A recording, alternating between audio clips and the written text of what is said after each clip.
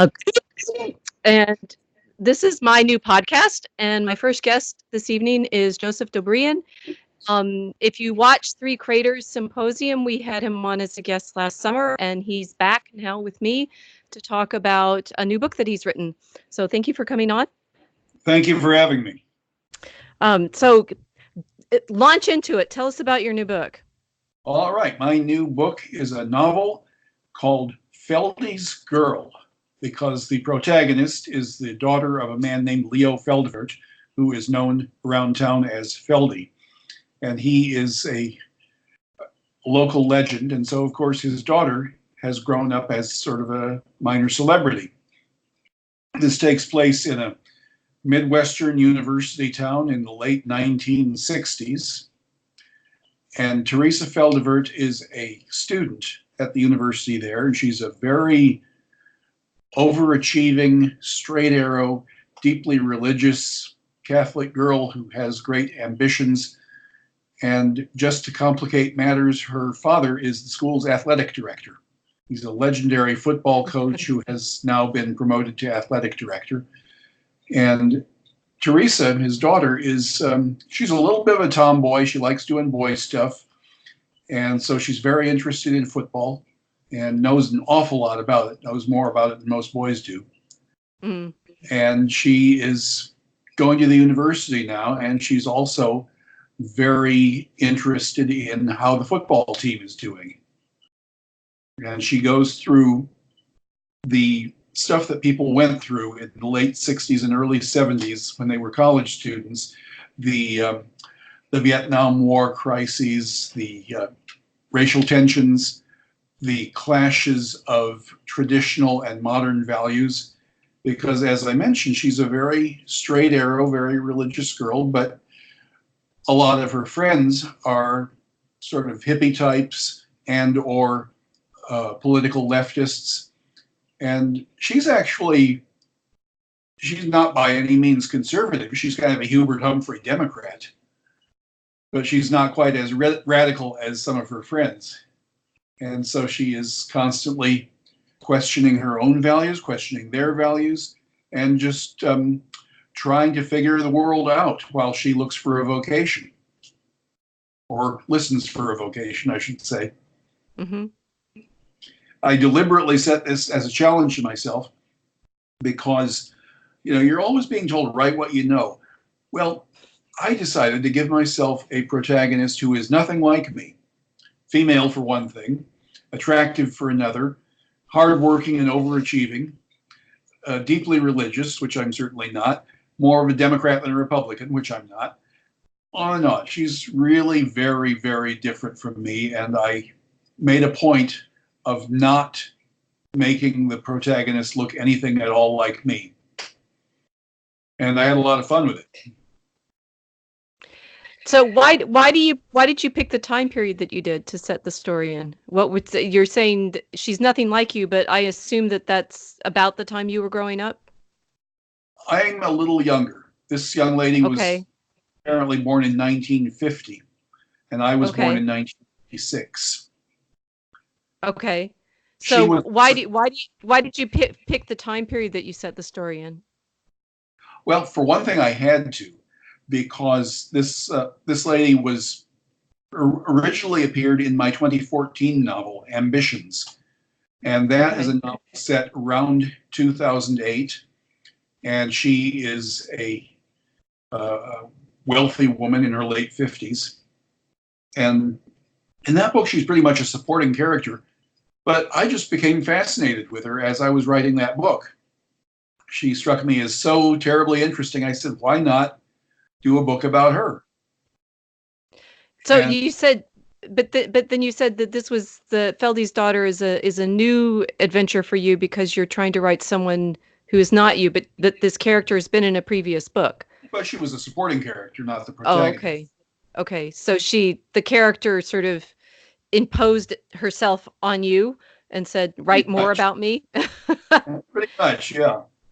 And the reason I chose that period was because that was when she was going to college. And it was a fascinating time. It's when I was a kid, well, this was 1968, I was 12. And I was saying to myself, oh, even before that, even like 1963, around the time when Kennedy was still president, and for years thereafter, I was just a little kid, and I was saying to myself, my God, what a fascinating time to be alive, Mm-hmm. and how frustrating to be a kid and not being able to fully participate in it. What were you drawn to about it? I mean, why were you thinking you wanted to be? I mean, I remember when I was 12 in 1977, and I don't remember feeling like I wanted to be participating in anything in particular at that age other than Oh, being 12. that So was a what dull time historically, late well, 70s. Star Wars came out that year, but Yeah, you see, that I mean, highlight. sorry. That was the highlight. Right, and that and that meant that I ended up wanting to, be an astronaut or something like that. So I can see that when you're 12, you're sort of somewhat aware of what's going on, but I'm curious how aware do you think you were of what was happening in 1968? Oh, very aware. My parents Yeah. were quite critical. I was following current events as closely as any adult. I was very tuned into what was going on. Even So before I in started, what I'm curious, in what sense were you, because I'm thinking about the little girl who's the 14-year-old who's got her YouTube channel now and is being quite outspoken about particular political events, and I were you that precocious that you would be, if you were now, you would be making YouTube videos or wanting to have some say in the political oh, you bet, conversation? you bet. Okay. We didn't have that technology then, and we didn't even imagine it. But yeah, I was about that aware and about that interested.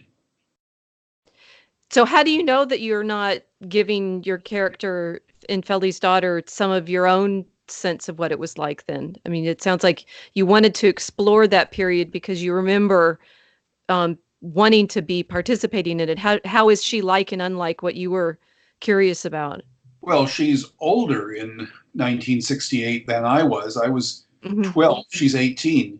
So she's more mature than a 12-year-old Okay. and has got a little better head on her shoulders. And she has different political views than what I had in those days. And just comes at it from a different direction. But you also make her Catholic, or I think you Yes. said that you did, right? Yeah. And so is she. I mean, politically, is she more Catholic or is she more Democrat? And what can you tell us more about the characteristics that you gave her, and what kinds of things does that mean that she ends up being worried about? Okay. Well, for one thing, it's not really mutually exclusive. In those days, you could be politically liberal and still be devoutly Catholic because, Okay, well, abortion wasn't on the table, for example, right.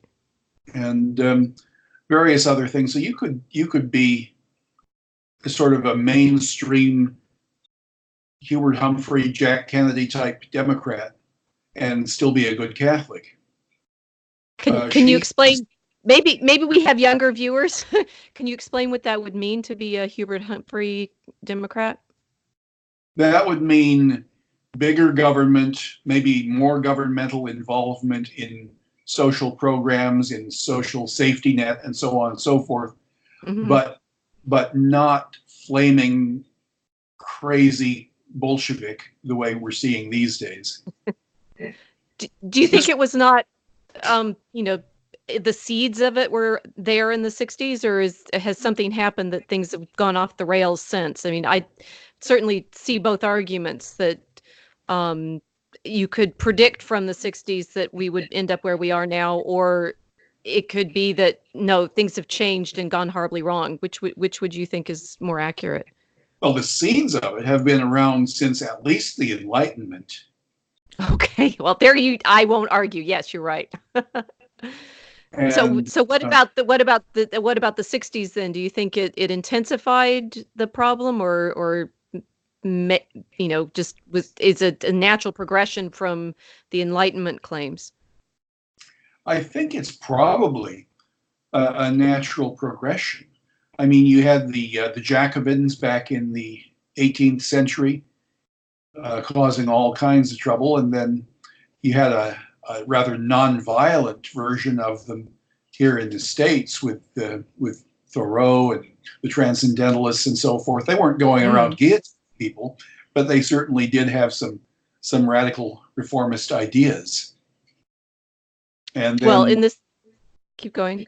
Then the Bolshevik Revolution influenced the United States a great deal, and we thought that maybe communism in the United States had reached its high watermark in the 1930s and 40s, maybe. But no, it comes and goes in waves, I think. And it started. Why do you think that is? Why do you think it comes and goes? That's just the nature of society. You'll have these contractions and expansions of various ideas. It's like the tides. Well, as a historian, I don't know whether I quarrel with that directly or say, we have been living, over the past 2 centuries, we're living through the Industrial Revolution and the great expansion of the population of the world. So you could say we're in a place in history that, as always, but no human society has ever had to cope with so many of us. So the intense technological complexity, what you're describing. Sorry. We're also closely tied together now through the social media and so forth. It's much, much easier to contact anybody in the world, practically. Right. You can have conversations with people in China that you are never going to meet. And you can physically get anywhere in the world you want to get. Yes, which do you? So we're straying off topic from your story, but I'm thinking is like I know from your previous book that we talked about, Willie Wilden, you're very interested in placing your characters within these kinds of larger historical debates, right? And right. So I'm curious about choosing the 60s as the place that you did, and the particular sort of concerns that your character would have with being political and religious in the ways that she is, and which do you think is more important, the communication or the mobility that we enjoy at the moment? I would say the communication. You think the communication, rather than being able to travel to different places, it's that we can simply talk to more people? Exactly, yeah. You can exchange ideas a lot more readily than you could 100 years ago. Well, or even 50 years ago, which is when you set your story. So one of the other things I was curious about thinking, you said that you wanted to write a character that was unlike you and has knowledge that you didn't have. What kind of, as a historian, as a reader, I'm curious what kind of research you did in order to situate yourself in her position. Well, she doesn't have an awful lot more knowledge than I had at that time, but she's more mature. She's more mature. She's got better sense at 18 than she would have had as a 12-year-old. Okay. Her reasoning is a little sharper. And the only place where I really had to do some serious research was with regard to how the Catholic Church was evolving during that time and what was going on in football, because those are the two big topics that she's really interested in. Okay. And football. So what what did you find out about because you're essentially setting her immediately after Vatican II, when the church is completely reforming itself and changing its liturgy and changing itself socially in order to bring itself up to date, as it were. And I was saying I was 3 at the time and not Catholic, so I wasn't growing up with it, but I remembering David Lodge's one of his early books. Now I've forgotten what the title is exactly, but he was Catholic and writing at the time about the great upheaval that Vatican II brought to what it meant to be Catholic, and how in the universities at the time everybody would be arguing about how things were going to change thanks to the council. And I'm curious what you gave to your character as the things that she was most concerned about. Okay, well, first of all, it's been by this time 3 to 4 years since, I think 4 years since they started doing the Mass in English. And she's still she still has not quite reconciled herself to that. She used to, as a kid, she really liked the Latin Mass, and she Mm-hmm. feels the church has lost something by using the vernacular. And another thing, she has a brother. She's one of 7 children. She's the only girl, 6 boys, and Okay. her next elder brother believes he has a vocation to the priesthood, so he's very interested in the church also. And they have several fairly in-depth religious discussions, the two of them. And one thing that was going on in 68, 69 was the introduction of the so-called guitar mass, Mm-hmm. which revolted me as a kid. And you can imagine the effect that it had on Teresa's elder brother, who is thinking he's going to study for the priesthood. He was, oh, he hated it. And he explains to Teresa in the course of the book why he hates these innovations. For example, he says that the folk mass and the guitar music, the praise songs and so on, they take you out of the mass. They take you out of the sacrifice. Mm. And he says, the mass is not people. The mass is God. Maybe Protestant services are about people. That's fine for them. But our service, it's the sacrifice of the mass, it's God. It's not about people. And these songs in which we sort of praise ourselves in a way, Mm-hmm. in a folksy way, that takes us out of the mass, that puts the focus on the people. And that's not where it should be, is what this guy says. And Teresa agrees with him, of course. And I was revolted by that music when I was 12 or so. I didn't consider myself terribly religious, but I did attend Mass weekly. Now I consider myself atheist, but I still have an interest in the church. I still have a lingering affection for it. And maybe once a decade I'll drag myself to Mass, but it's always a Tridentine Mass. So, I mean, you say you're an atheist now. Was it because of the changes in the liturgy that you started losing your faith? No, it was, I just got a little older and I started thinking more about it and finding holes in the logic and so on and saying, no, this doesn't make sense. It's maybe an interesting myth, but myth is what it is. So then I'm curious then that you wanted to explore someone with faith through your characters. Well, I was interested. Did you find yourself? I mean, did you have to read some theology to try to give her brother reasonable arguments? Very little, really. I mean, this is it's only a 170,000 word book. There's almost only so much you can say about Catholicism in a 450-page novel. Mm-hmm. Also has a lot to do with football and politics and so on. So no, we'll get to football and politics, but I want to press you on the Catholic part. I didn't go into it very deeply. I didn't want to bore my readers. I just gave them enough information that they would be able to follow the discussion. Why would your readers be bored with God? Because God writes lousy theater. That's it. Okay, why? Why does God? I mean, you could say I one of my favorite I'm saying Christian authors. This is not the book. This is not what the book is about. You want to write a book like that? You write it. Well, I might. You might convince me. But one of the things that Dorothy Sayers says that I love is, the dogma, the drama is in the dogma. That what more exciting story could there be than Christianity? What more exciting story could there be than the incarnation and God's willingness to take on our humanity and suffer through everything that we threw at him. That's a pretty dramatic story. You won't be disappointed. There's plenty of religion in this book, but that's not all that it's about. Oh, you're saying the football is the religion? No.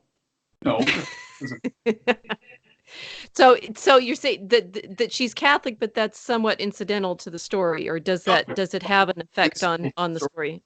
No, it profoundly affects the story, but that's not all that the story is about.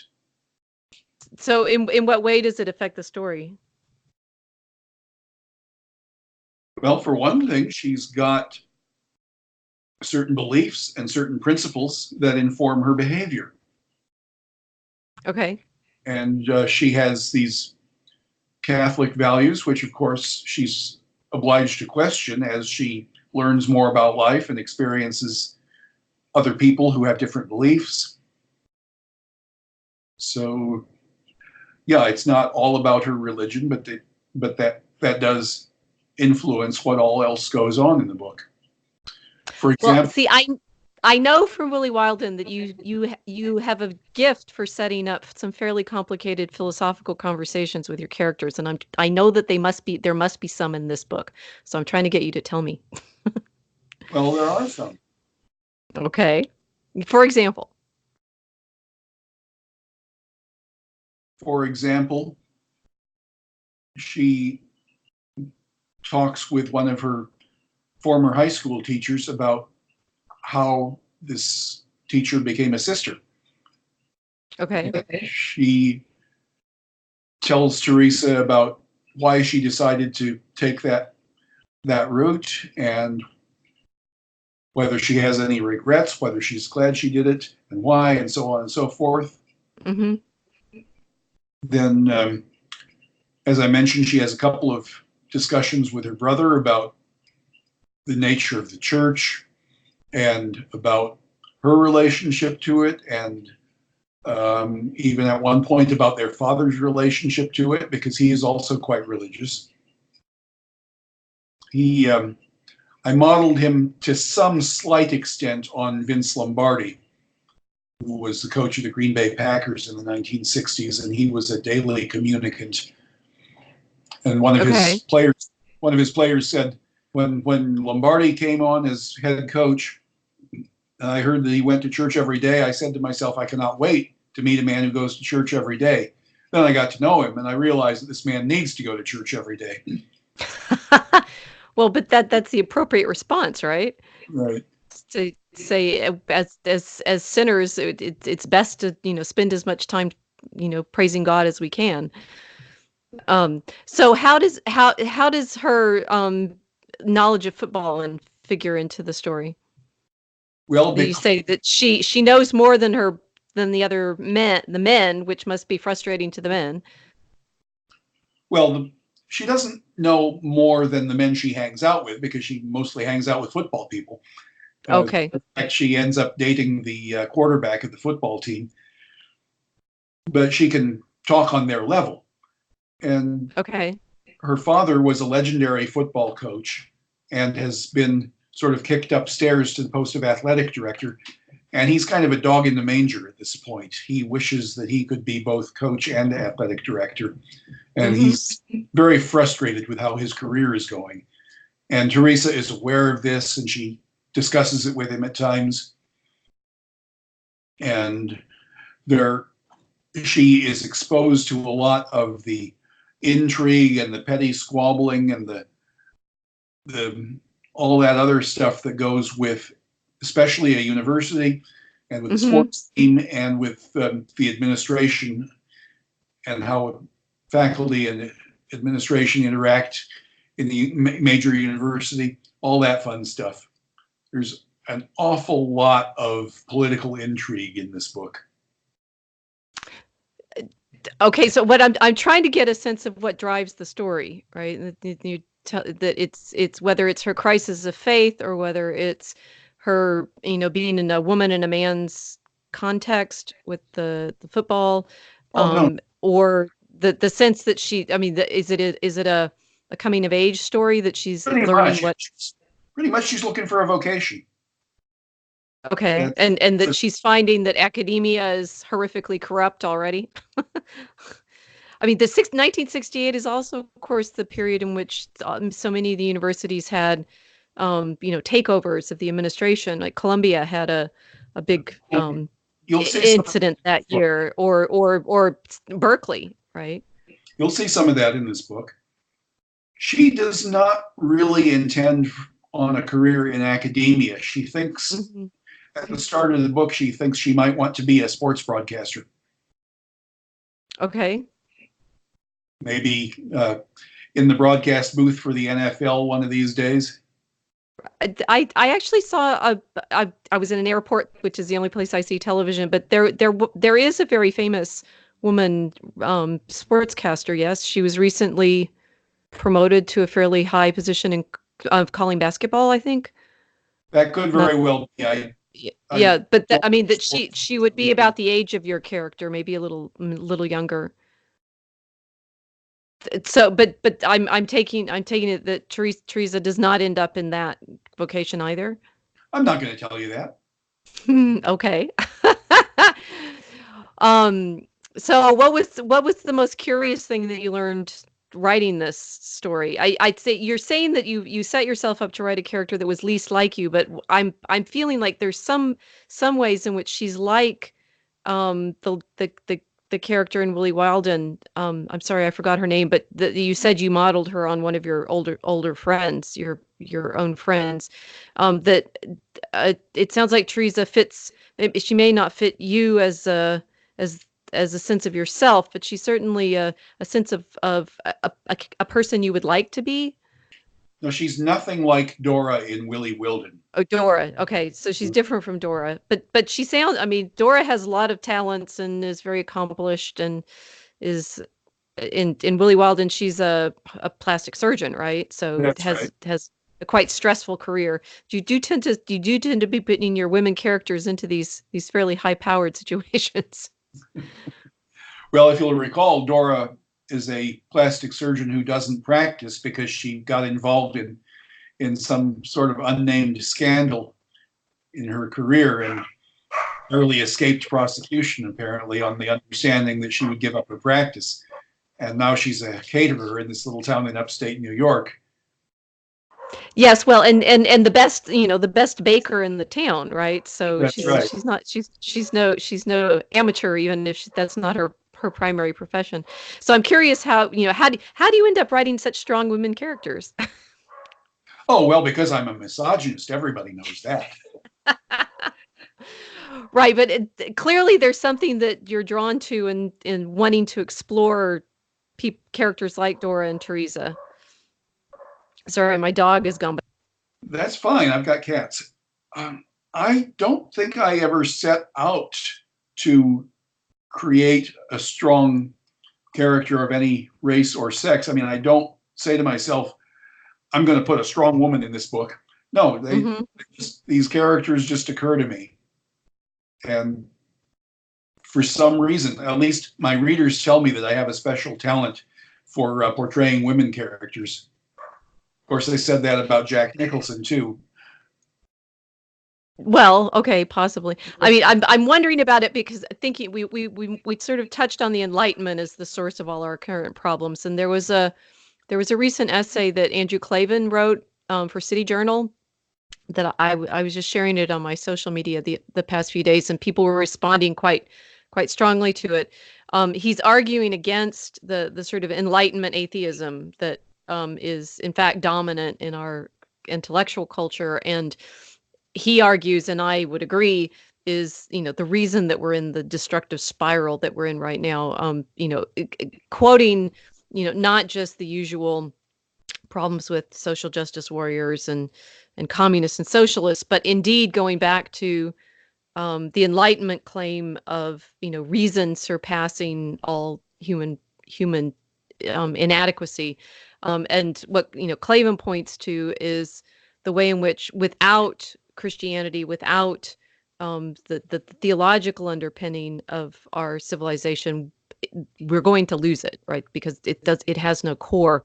And but one of the interesting things that he said was, he's arguing against Steven Pinker's Enlightenment now, and he's arguing against this idea, as you somewhat alluded to just a minute ago, that theology is a fiction, and that what we are doing and thinking about God is simply making up things.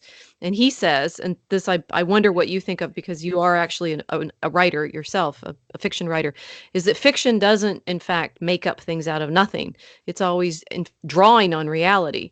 And Clavin writes novels too, although he's a convert to Christianity from Judaism, or maybe atheism via Judaism. But anyway, he's a Christian convert, and he's saying, as a fiction writer, as someone who, in fact, quote, makes up stories, he only can do so because they actually touch on a reality.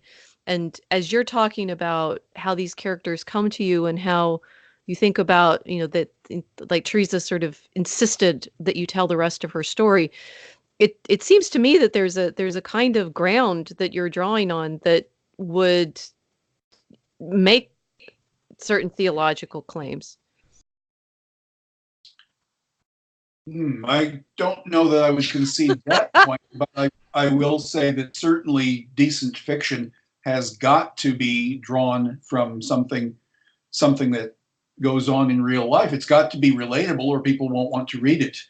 And to be relatable, it's got to have some sort of basis in reality. Well, when you say relatable, what do you, I mean, that's what I enjoyed about Willie Wilden too, that your characters are very powerfully drawn. And we talked last summer about how many of your characters are based on people you actually know, so that you're not just inventing them out of nothing. You're sort of abstracting them from relationships that you have, whether close relationships or acquaintances. Um, and I'm wondering, I'm obviously as a historian still trying to press you about how you situated your story in a time when you have some memories of, but are trying to explore them as if you were and weren't there at the same time. And what sort of startled you? What did you learn from having to imagine yourself into this story? Well, I am not sure about that. What I did was I wrote this story partly because I wanted to explore this character more, Mm-hmm. and really Mm-hmm. also because there were certain historical incidents that took place in Iowa City, Iowa, at about that Okay. time. There was a scandal surrounding the football team. There were political upheavals, all kinds of stuff like that. And I had been thinking for some time that it would be great if I could treat those incidents fictionally. Mm-hmm. And at this point, I said to myself, well, you've got this character who has grown up in this town, because my earlier novel, Ambitions, takes place in the town of State City, Iowa, which looks an awful lot like Iowa City. And so I've got this woman who was going to the university at approximately that time. So why not tell the story through her eyes, tell the story about how the football team absolutely sucked, and the conflicts among the players and among the coaches and so on were not really helping the situation. Then there was a very sordid murder case that took place at around this same time that was vaguely related to the football program. And then there were the Vietnam riots, the racial tensions, and my character, Teresa, is quite an intellectually curious person. And I wouldn't call her extroverted at all. She's really quite introverted, but she is interested in other people, and she makes friends with a couple of campus radicals and spends a lot of time with them and absorbs some of their ideas. She remains somewhat skeptical of their views all the way through, but she at least is interested in hearing their views. And so she gets herself involved in all sorts of situations. She's a kind of an intelligent Forrest Gump, you might say. Mm-hmm. So you're using her to point to those different events, Right. And she's able to witness them. She's able to witness them very closely because her father is the athletic director. Her boyfriend is the quarterback of the football team. She's got these two friends who are involved in the radical movement and who are organizing demonstrations and so on. Okay. So it sounds to me like what you mainly wanted to do is make a portrait of the period. Rather, I mean, do you feel like you're writing it critically of the period? Is it an indictment of the late 60s? Is it a celebration of them? No, it's neither. That period was what it was. It was a very interesting period. Some good stuff went on, some bad stuff went on. I was more interested in how Teresa reacted to it, how she went with the flow or went against the flow or whatever, and how it shaped her and how it helped her to finally hear her vocation at the end of the story and point herself in the direction that she ended up taking. Which Okay. I won't. Which but we already know that from Ambition. Yes. Well, you know what she is in her late 50s, but you don't know an awful lot of what went on between the age of, let's see, I think she's 22 when this book ends. And so you don't know an awful lot about those intervening 30-some years. So is that another book? Are you writing another book, or are we left in the dark in the long run? For the time being, and probably for the rest of my life, you'll just have to surmise, because I've got several other books in mind, and they don't take place in State City, Iowa, or they don't involve that character wherever she goes in life. They don't even involve Roger Ballou or Andy Palinkas or any of my other heroes. So you're setting yourself up for yet more adventures. Do you want to tell us a little bit about any of those? Well, I'm just starting now on my next novel, and that will be the boxing novel that I have been meaning to write ever since I was a teenager. Okay, what's a boxing novel? I mean, it sounds I mean, Willie Wilden had a sports character in there too, so the sports are a consistent theme. That's right. Well, the protagonist in Willie Wilden, Roger Ballou, was a football fan, but he was not really an athlete himself. He just enjoyed going to football games, and he ended up a big rooter of the team that represented his college. And then my next two novels had very little to do with athletics at all. This one is in great part about college football, especially as it was played in the 1960s, which was really quite an exciting time in college football. It wasn't quite as mature a sport then as it is now. Mm-hmm. But maybe that's a good thing, because it wasn't as high tech then. Right. So, I mean, do you use the novel to make some argument about that, the significance of sports in the within college education? Because that was also a feature in Willie Wilden, that the way in which the sports could be used against education. Yeah, that does come into play somewhat here. Okay. I make the point that the football players are sometimes coddled and not really expected to excel academically. Right. And then I also make the point that some of the athletes consider themselves entitled and demand certain privileges. Mm-hmm. Then there are others who are not like that and who really do try to be good students as well as good athletes. And they tend to resent the sort of less serious athletes, put it that way. Mm-hmm. So if you want, what I can tell is you don't want to tell us too much about the story, because you want everyone to read it, right? Right. So what do you think is the most?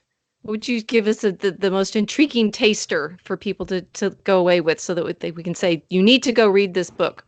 Okay. Well, we all like sex, I think, just about all of us do. And there's not as much sex in this book as there was in Willie Wilden, but sort of a running joke throughout the book is, when is this girl going to lose her virginity? Well, okay. So that we have that tension. What are you most proud of in the book? What was the hardest thing for you to solve, and that you feel like you've all of it? No, the ending is what I'm most proud of. I totally stuck the landing. Oh, well, that's good. So, but you're not going to tell us that, so we have to read it ourselves. Yes.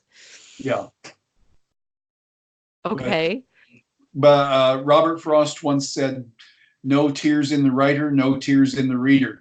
And I'm telling you, even though I've read the ending of that book over and over again, I still start getting weepy every time I read it. So I hope it'll have that effect on my readers as well. Well, I'm hoping we can encourage people to try it out. Can you tell us when it's going to be published and how to find it? It will be available to the general public on Tuesday, the 28th. Excellent. Okay. And I'm putting out a special offer to, well, maybe I don't know how many people are going to be hearing this broadcast and will take advantage of it, but it's priced on Kindle at 99 cents. And Oh, okay.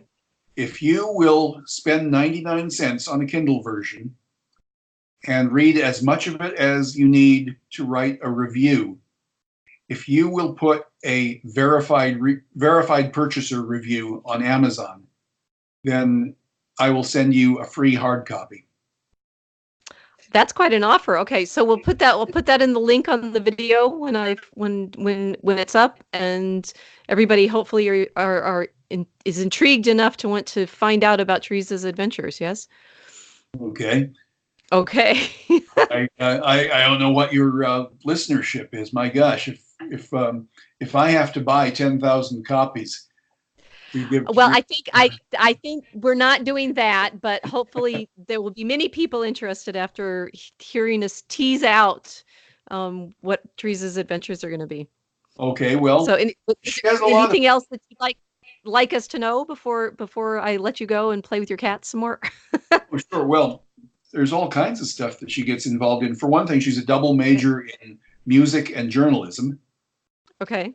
And that's how she gets involved with these campus radical types, because the graduate assistant who is giving her guidance in the cello is one of these student radical types. And they bond over music, and then they get to know each other better in other ways as well. And then she starts dating the quarterback of the football team. And another thing she does early in the book, she says, as long as I'm going to be a sportscaster, why don't I contact the local radio station, see if they'll let me be an intern? So she does that, and they actually give her a mic test just for fun. Mm-hmm.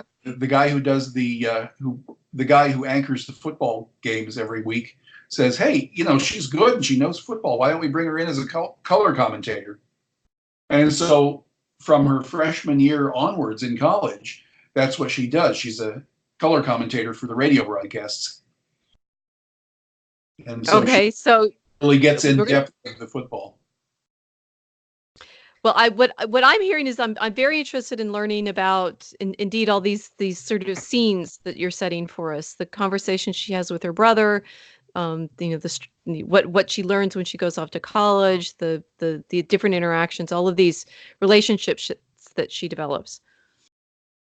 Well, good. I hope that can. Okay. But yeah, it's a very character-driven story. It's much more character-driven than it is plot-driven. Okay. So yes, it's a portrait of the time. It's a portrait of the person more than the time. But of course, there are a lot of portraits involved because there are several fairly well-developed characters, and they run the gamut. There's the sister who was her teacher in high school. There's a priest who she also looks up to. Okay. Her parents, who are really both quite interesting people. Then there are, my gosh, the football players that she comes into contact with, the sort of hippy-dippy couple that she falls in with, her sorority sisters. There's all kinds of, the demographic that she has to deal with is so very broad. And she has to negotiate lots of different paths throughout. And then, of course, there are the racial tensions that were prevalent at that time. Okay. And the so-called sexual revolution. She